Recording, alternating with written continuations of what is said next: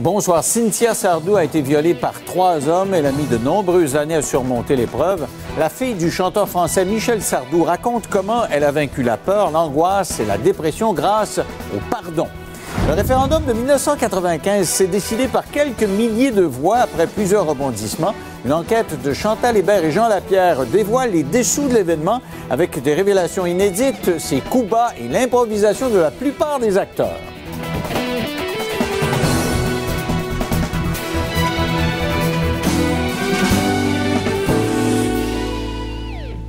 Il m'est arrivé au cours des dernières saisons de recevoir des victimes d'agressions sexuelles qui nous ont raconté comment elles ont vécu et comment elles ont réussi à se reconstruire. Et ce qui est en filigrane, c'est qu'il n'y a pas une victime qui réagit de la même façon. Et Cynthia Sardou a écrit un livre qui s'intitule « Une vie à reconstruire ». Et elle raconte sa reconstruction. Et justement, elle est consciente du fait qu'il n'y a pas une victime qui se reconstruit de la même façon. Et c'est la fille du chanteur Michel Sardou, qu'on connaît tous au Québec, une méga star en France, mais qui, il fut un temps, en était une au Québec. Il nous néglige un peu depuis quelques années. On le voit, on l'a vu l'an dernier, mais on le voit moins souvent.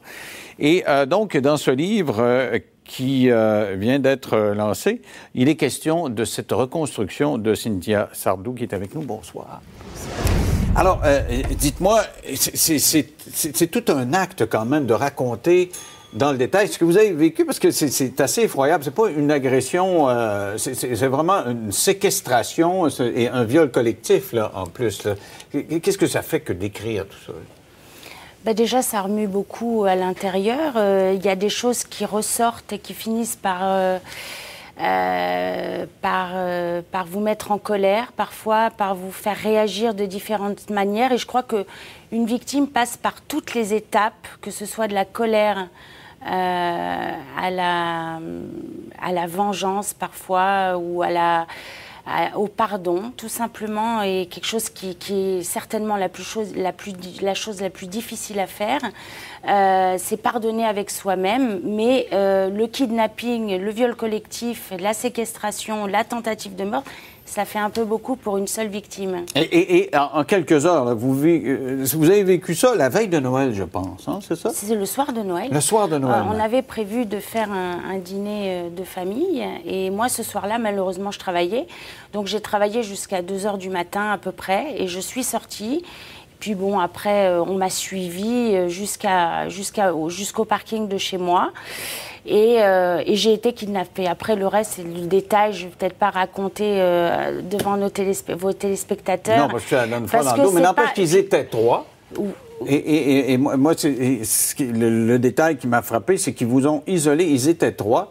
Et ils vous ont menacé avec une lame. Ils vous ont dit, on va te tuer si tu n'acceptes pas d'avoir une relation sexuelle. Et vous dites, ça va très vite dans la tête. C'est un instinct de survie. On dit, est-ce que je me laisse aller, est-ce que je résiste? Et vous devez décider rapidement si vous allez survivre ou pas. Racontez-moi comment vous avez décidé ça. Comment ça arrive? C'est l'instinct de survie qui se manifeste tout de suite? Parce qu'ils vous ont laissé fumer une cigarette. Vous ne l'avez pas fumée, c'est eux qui l'ont fumée, mais on dit, ils vous ont laissé en automobile, puis on dit, décide si tu te laisses violer en résistant ou en ne le faisant pas. Et vous dites, j'ai fait ce choix-là qui marque tout le reste de votre vie. Comment ça se passe? Déjà, il y a une prise de conscience qui ne se fait pas tout de suite, parce que les choses se passent tellement vite que vous n'avez pas le temps de réagir, ou vous réagissez tellement vite que finalement, il n'y a que l'instinct de survie qui peut vous sauver la vie. Moi, mon sursis à moi, c'était d'accepter leurs fantasmes et leurs demandes, les ordres. Et j'étais obligée de me laisser faire si je ne voulais pas mourir et si je voulais garder la vie sauve. Donc, c'était un choix. Et je me suis dit, à un moment donné, je leur ai même dit, mais qu'est-ce qui me prouve que vous n'allez pas me tuer après, finalement ? Et ça, vous aviez cette question-là dans la tête tout le temps. Je leur ai dit en face. Je ne l'ai pas écrit dans le livre parce que le but du livre est surtout de parler de reconstruction, pas de parler des détails. Ouais. Mais on va y venir tantôt, mais il faut comprendre, parce qu'il faut lire ces premières pages du livre pour comprendre. C'est pas une petite agression. Là. Vraiment, vous avez peur de mourir tout le temps. Là. Tout le temps. Tout le temps, sans parce arrêt, qu'ils ont une lame, ils ont un couteau, ils sont menaçants, ils sont 3.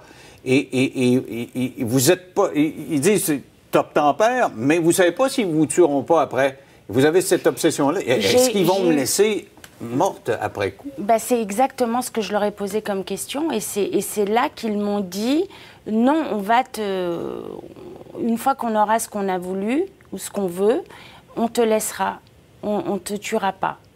Donc, je ne sais pas pourquoi j'y ai cru jusqu'au bout. Et finalement, je suis là aujourd'hui. Et là, vous vous retrouvez dans l'automobile, ils s'en vont, ils vous laissent, vous êtes en vie, vous êtes dans votre automobile, vous réussissez à rouler jusqu'à une autoroute. Ce sont les bons Samaritains qui s'arrêtent et eux se demandent ce qui s'est passé. Et pour vous, c'est comme une espèce de bouée, là. Ils vous sortent de votre automobile, ils vous amènent au poste de police. Et là, vous êtes encore sous le choc, vous n'êtes plus là.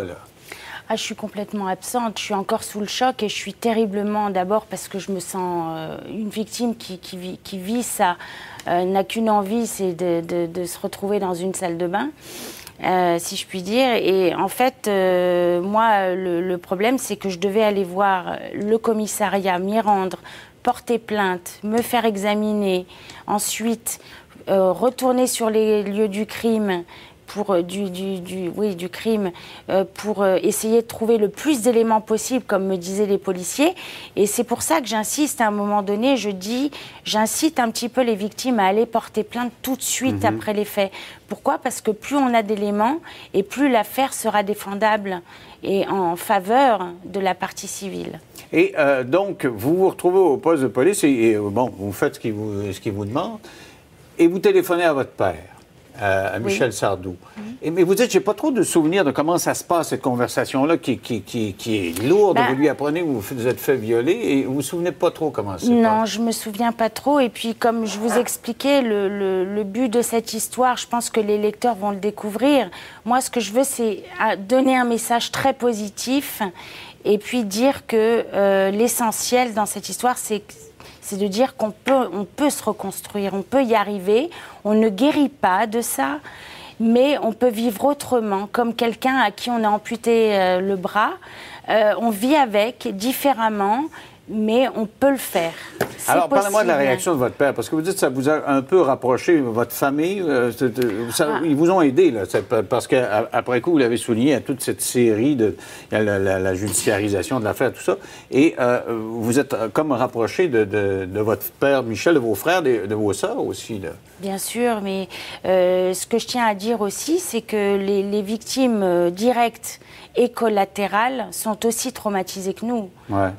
C'est-à-dire que le traumatisme est tellement fort qu'on touche quelqu'un de proche de soi, le traumatisme est fort et les médecins me l'ont dit. Donc c'est pour ça que je me permets de le dire aujourd'hui. Moi, j'ai vu mon père s'exprimer publiquement sur ce qui m'est arrivé et j'ai compris à ce moment-là qu'il s'était peut-être pas, il avait peut-être pas réalisé. Si, il a réalisé, mais je dirais que ça lui fait mal au cœur encore aujourd'hui. C'est ça que je veux dire. Et je pense que... Je peux le comprendre, parce que j'ai deux filles et ça a dû le déchirer. Pas que lui, d'ailleurs, tout le reste de la famille. Oui. Hein, tout le reste de la famille. Alors, est-ce qu'il y a une colère qui s'installe dans toute la famille? Parce que, et vous, chez vous, est-ce qu'on peut dire qu'initialement, chez tout le monde, il y a une colère avant toute chose? On passe par toutes les étapes. On passe l'étape de l'acceptation qui est la prise de conscience. Soit on accepte la situation, soit on la dénie, c'est le contraire du déni. Soit on va de l'avant, on agit rapidement le plus vite possible parce qu'il y a péril dans la demeure. Soit on reste dans un silence, dans le mutisme, et les victimes sont parfois dans un état de léthargie qui peuvent être très très compliqués à gérer après, et d'où le post-traumatique qui peut survenir bien des années plus tard. Ce que vous avez vécu. Tout à fait. Un choc post-traumatique diagnostiqué. Et ça a mené à, on appelle ça un épisode de décompensation. Alors, qu'est-ce que c'est? C'est que des années après, ça vous rattrape? Ça vous rattrape par une dépression, une forte dépression, ou par des comportements qui ne sont pas tout à fait normaux. Je dirais des prises de position qui ne sont pas forcément les vôtres. Par exemple, j'ai pas d'exemple à donner, mais mes parents pensaient que je n'étais plus la même personne qu'ils connaissaient avant. Déstructuré, vous parliez plus de la même façon, vous n'aviez plus les mêmes émotions. Voilà, exactement. Et au point où on se dit, bon, là, il y a un problème, on s'en va chez le médecin et ah ben on là, vous il présente fallait faire quelque chose absolument. Et c'est ce que j'ai fait. On m'a conseillé de le faire et j'ai écouté ce qu'on m'a dit. J'ai pas pris ça... j'ai eu cette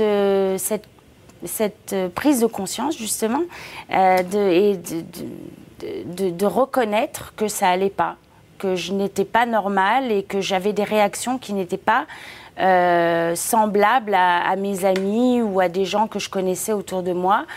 J'avais pas des réactions tout à fait normales. Donc j'ai fait ce qu'il fallait. J'ai été voir les médecins qui m'ont pris en charge. Ils vous ont hospitalisé assez longtemps quand même? Pas tant que ça, non. Non. Je viens de le lire, il me semblait que j'ai vu que c'est pas une question de 2 semaines. 2 semaines, oui, quand même. Et vous sortez de cette expérience-là dans quel état? Là, quand on dit qu'on n'est plus qui on est et on s'en va à l'hôpital, vous en sortez comment?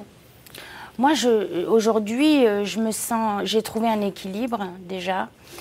Déjà parce que je suis mariée, parce que j'ai un homme qui est dans ma vie et qui m'a aidée d'ailleurs à écrire ce livre, et je tiens à le signaler pour ceux qui ne le savaient pas. J'ai un mari qui me soutient énormément, j'ai une famille autour de moi, je suis en paix et je suis heureuse. Sincèrement, je ne regrette pas du tout d'avoir passé cette étape, je dirais, sur le plan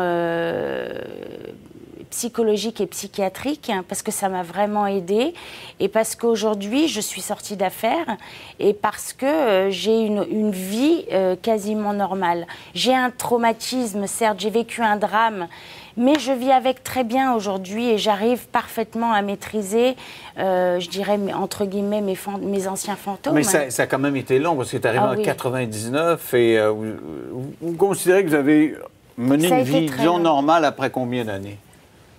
Après 10 ans. Après 10 ans. Donc, c'est tout un processus de reconstruction. Et d'ailleurs, je voudrais vous dire aussi que j'ai écrit ce livre, pour ceux qui nous regardent, j'ai écrit ce livre pour que, peut-être que les victimes qui vont le lire ou les gens qui s'intéressent à cette histoire vont peut-être s'en sortir plus vite que moi. Ah oui. Ah oui, c'est ça, parce que vous le notez dans le livre, il n'y a pas une victime, je le disais d'entrée de jeu, qui réagit de la même façon. Et qui s'organisent de la même façon. Si vous voulez, on va faire une pause et autour, on va parler parce qu'il y a comme des instruments. Vous avez fait de la méditation, de l'MDR, de l'hypnose, etc., pour vous aider à vous sortir de cet état-là dans 3 minutes, après la pause.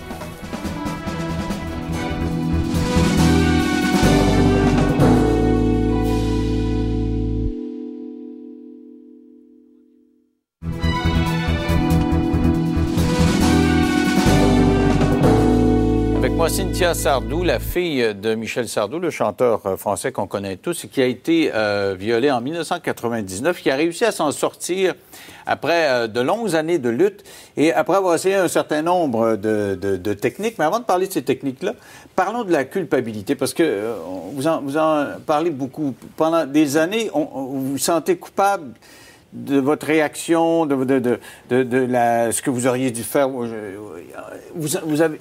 Vous avez réussi à vaincre cette culpabilité-là, mais elle a été omniprésente longtemps. Expliquez-moi ce que vous avez vécu. D'abord, on se sent coupable d'avoir été une femme, ne serait-ce que pendant l'acte, je dirais, du viol. Moi, c'est ce que j'ai ressenti, en tout cas, et je pense que plusieurs autres personnes m'ont dit exactement la même chose.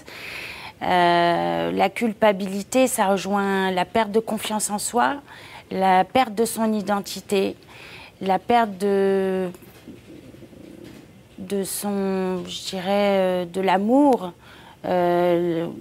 l'amour en règle générale, on est grillé au fer rouge, et la culpabilité, je dirais, ça rejoint un scénario qu'on se repasse et qu'on se repasse en permanence en se disant « et si j'avais pu changer les choses, et si j'aurais donc dû aller voir un tel, ou j'ai été suivie, donc j'aurais dû aller voir... » Ne pas sortir à cette heure-là. Voilà, ne pas sortir à cette heure-là ou si tard de mon travail.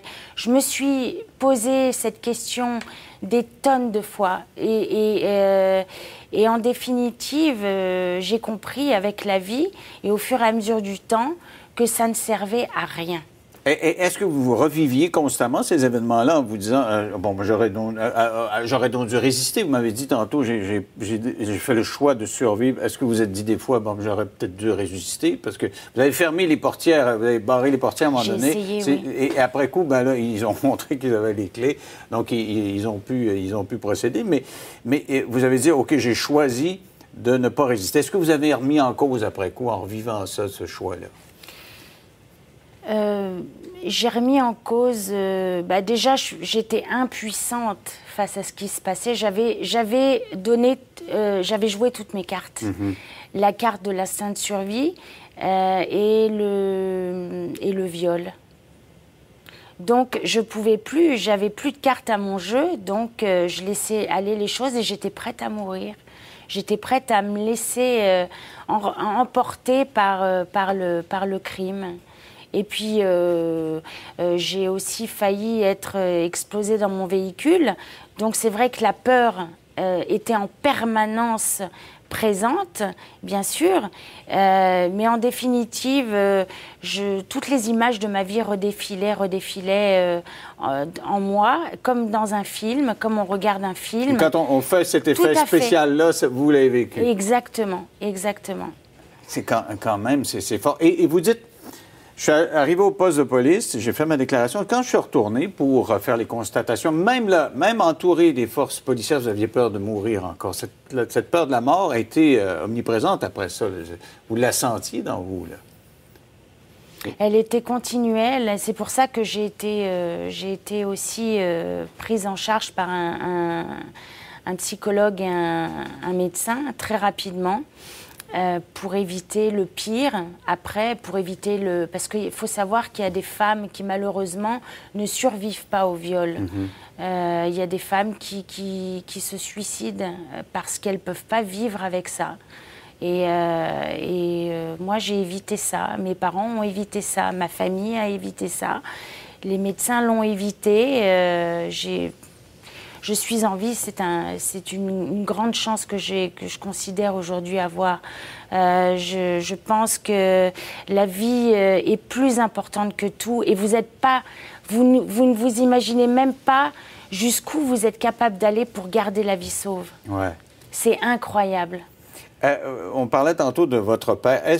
Parce que dans le livre, vous parlez de votre passé pour expliquer un petit peu parce que chacun a réagi différemment, on l'a dit tantôt. Et vous dites, moi, ma culpabilité était particulièrement aiguisée parce que j'ai eu un beau-père quand j'étais plus jeune qui me mettait constamment en face des erreurs que je commettais puis qui m'a transmis peut-être de la honte. Et vous étiez assez éloigné de votre père qui était un chanteur célèbre que vous n'aviez pas l'occasion de voir très souvent. Est-ce que ça vous a rapproché de votre père? Parce que vous dites, il y a eu comme le noyau familial qui s'est refermé puis qui m'a aidé. Est-ce que, finalement, cet événement-là vous a rapproché de votre père qui était... en tout cas, dans le livre, on le sent éloigné auparavant, là. Ce qu'il y a, c'est que, pour vous répondre, j'ai un père qui a été sur les routes toute sa vie. Donc, moi, j'ai été éduquée par ma mère, principalement, et j'ai une maman qui m'a plus ou moins protégée de toutes les paillettes et du show business. Donc, c'était son souhait à elle, c'était sa façon de nous éduquer, donc je l'accepte complètement et je la remercie encore aujourd'hui. Simplement, j'ai pas vraiment vu mon père. Par contre, je voyais beaucoup ma grand-mère. Et j'étais très proche de ma grand-mère, Jackie, d'ailleurs qui s'est fait piéger par votre chère Béliveau. Oui, parce que elle est connue. C'était une personnalité publique, là. Les Sardou, c'est une famille d'artistes. Tout le monde est connu là-bas, là. Donc, votre grand-mère était aussi connue que votre père, là, à l'époque. Oui. Et vous étiez près d'elle. Oui, j'étais très près d'elle et elle m'a enseigné, elle me racontait l'histoire de la famille parce que finalement, alors je m'entendais tellement bien avec elle. Bon, elle était autoritaire, elle avait son caractère, bien sûr, tout le monde la connaissait comme ça. Mais moi, j'avais un amour profond pour elle. D'ailleurs, le jour où elle est partie, c'était assez terrible parce que j'étais là. Et j'étais présente et donc tout s'est passé très vite et je me dis aujourd'hui que peut-être que c'est bien qu'elle soit plus là pour avoir... peut-être qu'elle n'aurait pas supporté l'agression que j'ai subie. Mais n'empêche qu'on sent que votre père s'est rapproché de vous. Quand vous avez eu cet épisode de décompensation où vous vous retrouvez à l'hôpital, il vous apporte une Bible. Et il dit, tu vas réussir à t'en sortir. Et on sent à chaque ligne où il est question de votre père qu'il y a un rapprochement de cet homme loin qui est en tournée tout le temps. Et à cause de ces événements très graves et dramatiques, se rapproche de vous quand même. Bien sûr. Bien sûr, et d'ailleurs, j'ai dit à toute je dédie d'ailleurs ce témoignage à mes parents, à mon père et à ma mère. C'est ma façon à moi de leur dire merci, de m'avoir soutenu, de m'avoir supporté, de m'avoir aidé, de m'avoir aimé et de m'aimer encore. Et d'avoir fait tout ce qu'ils ont fait pour moi, parce que... je veux dire, j'ai beau être la fille de mon père, je veux dire, moi je pense aussi aux victimes qui n'ont pas de parents et qui n'ont pas autant de soutien que moi j'ai pu avoir. Et c'est pour ça que je remercie du fond du cœur toute ma famille et tous, hein, sans exception. Je les remercie tous et mon mari, bien sûr, qui est pour moi... très important. Et puis, tous ceux qui m'ont aidée d'une manière ou d'une autre pendant mon cheminement. Tout ça, c'était des passages de ma vie qui ont été importants pour moi et qui m'ont apporté quelque chose, qui m'ont fait réfléchir et qui m'ont fait avancer. C'est votre deuxième livre. Le premier a été publié il y a quelques années en France. Ça a été un coup de médiatique très fort parce que ça ne s'était pas su que vous aviez été agressé. Et vous étiez la fille de Michel Sardou encore, mais ça avait été présenté de cette façon-là. Et vous dites que le premier livre vous a traumatisé à cause de la réception médiatique. Et il y a des gens qui vous ont montré du doigt, je ne sais pas trop mais comment vous avez vécu ça, mais vous êtes sorti traumatisé de la publication du premier livre. Pourquoi? Pourquoi? Peut-être parce que je faisais, sans le savoir, d'abord, j'étais pas encore vraiment remise, pas autant que je le suis aujourd'hui. J'étais pas reconstruite à l'époque, j'avais peur encore. J'avais quelques petites choses qui taraudaient encore autour de moi. Je vivais peut-être encore avec certains de mes fantômes et j'arrivais pas encore à les maîtriser. Et parce puis, que, donc, de sortir sur la place publique et de dire « j'ai été agressé », c'est tout un acte, là. Et vous avez eu de la difficulté, dans le fond, à l'assumer. Tout à fait. Et je le reconnais et je le dis. Je le dis par honnêteté. Et puis parce que, par contre, toutefois, je dirais que écrire, c'est une thérapie. Une thérapie. Si vous voulez, on va faire une pause de retour. On va parler justement de thérapie. Vous avez travaillé fort, méditation, MDR, hypnose et tout ça dans 3 minutes après la pause.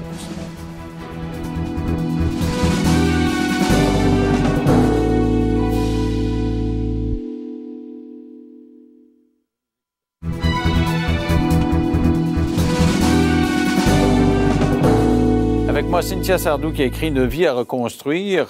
Cynthia qui est la fille de Michel Sardou. Alors avant la pause, on a parlé de... Vous êtes reconstruite, mais c'est un travail de longue haleine. Vous atteignez votre bas-fond, comme on dit, à l'hôpital. Vous êtes en période...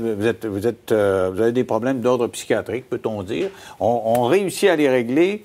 Vous sortez, vous êtes en convalescence. Et là, vous prenez à bras-le-corps vos problèmes et vous faites de la méditation, de l'hypnose, de l'EMDR, dont j'ai parlé de technique à quelques reprises qui permet de vaincre le choc post-traumatique. Et ça a donné quoi, toutes ces techniques-là? Là? Le sport aussi. Le sport. Je tiens à préciser. Le sport, c'est... Et pas n'importe quel. Vous avez fait du kickboxing, je pense. Oui, j'ai fait du kickboxing à une certaine période de ma vie, oui.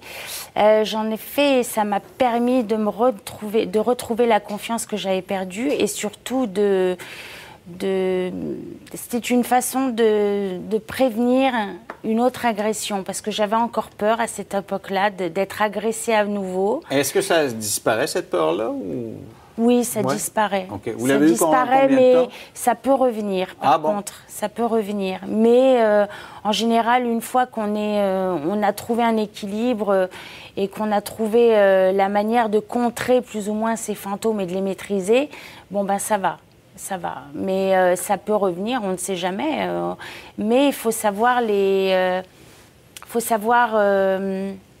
déjà, je suis mariée, je vis dans... L'amour a été salvateur pour vous, d'après ce que j'ai compris depuis complètement, oui. Et c'est un amour, un Français, que vous avez connu, et vous demeurez à Montréal. Vous l'avez connu, il vous a demandé en mariage pour venir vivre au Québec. C'est quand même assez exceptionnel, ça. Vous vivez au Québec, là? Oui.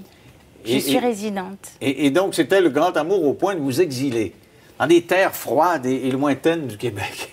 Je sais pas, je me suis dit, j'ai peut-être fait ce qu'il fallait parce que bon, mon mari a toujours d'ailleurs ses affaires ici et pour lui, c'était plus facile pour lui de rester au Québec. Moi, j'avais pas vraiment, j'étais sur le point de revenir dans la capitale de la France, à Paris. Et donc, mon mari m'a proposé de venir là. Bon, finalement, j'ai fait le pas, j'ai fait le grand saut. Et voilà. Donc, ça vous a permis de guérir parce que, on ne l'a pas précisé, mais c'est un détail qui, moi, m'a fait sursauter quand j'ai lu que votre petite amie, du moment où vous étiez, quand vous êtes fait agresser, et que vous a laissé tomber quelques mois à peine après. Là. Et ça a été difficile pour vous, parce que vous dites, on a besoin de se faire dire qu'on est belle, parce que notre estime de soi est à reconstruire, et là, il vous laissait tomber. Ça a dû être extrêmement pénible aussi, ça. C'était pénible, mais aujourd'hui, je suis en paix avec ça. Ouais. Ça lui appartient, quoi. J'ai pas de problème avec ça, par rapport à ça. Mais donc, avoir un homme qui est en amour avec vous, et qui vous dit ces choses dont vous aviez besoin, c'est réparateur. C'est réparateur, tout à fait. Mais il faut être prêt pour accepter l'amour. Il faut être prêt. D'abord, il faut être bien avec soi-même d'abord. Moi, avant de rencontrer mon mari, j'étais célibataire. J'avais personne dans ma vie. Et j'avais une vie très riche, très épanouissante. Donc, et c'est au moment où vous êtes épanoui seul que vous rencontrez quelqu'un. Ça se passe toujours au moment où vous n'y attendez pas. Alors qu'avant, c'est peut-être trop recroquevillé pour que ça arrive, dans le fond, là. Avant, c'était difficile. On m'a demandé en mariage plusieurs fois. J'ai dit non parce que j'avais peur de m'engager. J'étais absolument pas prête de faire ça. Aujourd'hui, avec mon mari, j'ai absolument... d'abord, j'ai fait le pas de dire oui et de l'épouser, ce qui est énorme. Et puis surtout, de partager ma vie et de partager mon intimité avec quelqu'un, avec lui. Ce qui est difficile pour quelqu'un qui s'est fait agresser. Pour quelqu'un qui s'est fait agresser, c'est très difficile. Et vous le soulignez à plusieurs reprises, tout est différent chez un et chez l'autre, mais il est question de pardon dans le livre. Vous dites, il y a quelque chose de commun, c'est comme si pour boucler une boucle, en fait, toutes les victimes devraient pardonner. Mais c'est gros parce qu'il y a plein de gens qui disent pardonner. Alors, le pardon, déjà, il y a plusieurs sortes de pardon. D'abord, je tiens à souligner que la résilience dont parle Blandine, je parle de Blandine Soulmana, que vous avez certainement reçue, qui est une conférencière, auteure de livres et sur le thème de la résilience. J'ai beaucoup appris à travers elle et à travers Boris Cyrulnik, bien sûr, qui a traité le thème de la résilience en France, bien que cette méthode-là ait été traitée par Werner et... j'ai oublié le nom. Peu importe. En 1939. La résilience est quand même un baume qui rejoint un petit peu le pardon, je dirais. Mais c'est se pardonner à soi-même ou pardonner à celui qui nous agresse? Non, pardonner à soi-même. C'est ça qui est Parce important. Que le crime est tellement fort et tellement... les conséquences que ça a eu sur ma vie, dans ma façon de vivre, sur mon être, etc., sur ma santé, sur ma vie professionnelle, etc. Franchement, moi, je n'ai rien... Vous ne pouvez pas vous apitoyer sur leur sort à eux. Non. Mais vous pouvez vous pardonner quoi? Mais je pardonne à ce que la vie m'a infligé. OK. Donc, vous dites, la vie... Tu n'as peut-être pas été correct avec moi ce coup-là, mais je te pardonne et je me pardonne, moi, d'avoir réagi pendant des années. Je me sens libre et libérée C'est-à-dire que ces gens-là, ces personnes-là m'ont fait ce qu'ils ont fait. Ils ont été jugés. La justice s'est chargée d'eux. La loi divine se chargera d'eux aussi, certainement. Ça s'appelle pardon, ça ne me concerne plus. OK. Il y a ce qu'on appelle le lâcher-prise à ce stade-là. Ça s'appelle Une vie à reconstruire de Cynthia Sardou. Ça a été fort intéressant de vous avoir. Merci beaucoup et salutations à votre mari, vous, les résidents du Québec. Restez là au retour. Un grand Québécois, Jean Lapierre, qui vient nous parler d'un grand débat québécois.